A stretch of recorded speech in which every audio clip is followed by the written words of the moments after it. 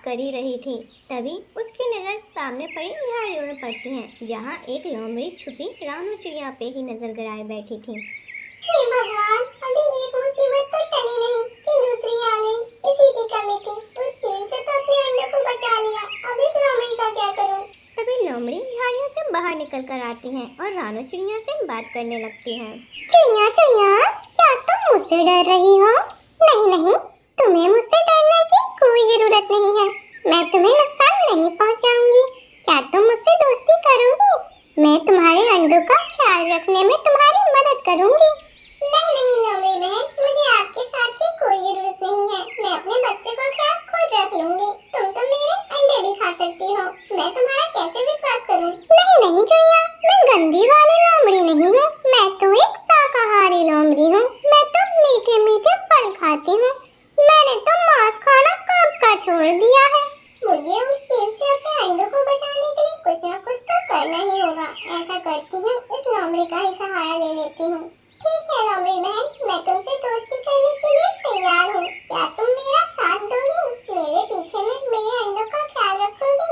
हाँ हाँ चिड़िया, क्यों नहीं। मैं तुम्हारे अंडों की बहुत अच्छे से रक्षा करूंगी। तुम चिंता मत करो। जब तक इन अंडों की मौसी जिंदा है, इन अंडों को कोई छू भी नहीं सकता।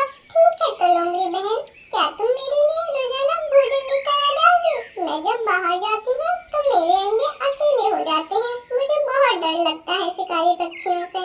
अरे बहन, इसमें चिंता करने वाली क्या बात है? जब तक तुम्हारी ये बहन जिंदा है, तुम चिंता मत करो। मैं तुम्हारे लिए रोजाना भोजन लेकर आती रहूंगी। तुम बस अपने घोंसले में बैठकर अपने अंडों का ख्याल रखो। रानू चिड़िया अपना दिमाग लगाकर उस लोमड़ी को अपनी बातों में फंसा लेती है। शाम हो जाती है, लोमड़ी अपनी गुफा में वापस चली जाती है। सुबह ही सुबह लोमड़ी इंसानों की बस्ती में जाती है और एक रोटी का टुकड़ा लेकर वहाँ से भागती हुई चिड़िया के पास पहुँच जाती है। चिड़िया बहन, ये देखो, मैं ले आई तुम्हारे लिए रोटी। लो, इसे खा लो और अपनी भूख मिटाओ। तुम्हारा बहुत बहुत शुक्रिया लोमड़ी। तुम इस रोटी को वहाँ रख दो, मैं उठा लूंगी। अरे चिड़िया बहन, तुम अभी भी अपनी इस बहन से डर रही हो? नहीं नहीं लोमड़ी, ऐसी कोई बात नहीं है। क्या तुम्हें मुझ पे विश्वास नहीं है बहन? विश्वास है, तभी तो तुमसे अपना भोजन मंगा रही हूँ। बिना विश्वास के ऐसे ही थोड़ी ना तुम्हारे हाथों से दी हुई कोई भी चीज खा लूंगी। और रानू चिड़िया वो भोजन खाकर अपने घोंसले में बैठकर अपने अंडों की रक्षा करती रही। रानू चिड़िया उस रोटी को खा लेती है। ऐसे ही अब लोमड़ी रोजाना रानू चिड़िया के लिए कुछ न कुछ लेकर आने लगी। एक दिन माही चील आसमान में रानू चिड़िया के घोंसले के ऊपर मंडरा रही थी। धीरे धीरे वो रानू चिड़िया के पास वाली डाल पर आकर बैठ जाती है। अरे अरे, ये चील आ गई। अब ये मेरे अंडों को नहीं छोड़ेगी। इस चील से मुझे वो लोमड़ी ही बचा सकती है। कहाँ है मेरी दोस्त लोमड़ी? मैं अभी उसे आवाज लगाती हूँ। तभी लोमड़ी वहाँ पहुँच जाती है। चील और लोमड़ी दोनों आमने सामने हो जाते हैं। अरे ओ चील, तू यहाँ क्या कर रही है? चली जा यहाँ से, वरना बहुत पिटेगी मेरे हाथों से। मारी जाएगी मेरे पन्नियों के नीचे दब के। हाँ हाँ चालाक लोमड़ी, मैं सब जानती हूँ। मैं यहाँ से चली जाऊँ ताकि इस चिड़िया के अंडे और बच्चे तू खाए। हाँ, मैं तुझे इस चिड़िया के बच्चे नहीं खाने दूंगी। अबे उस चील कहीं की, मैं भी तुझे कुछ नहीं खाने दूंगी।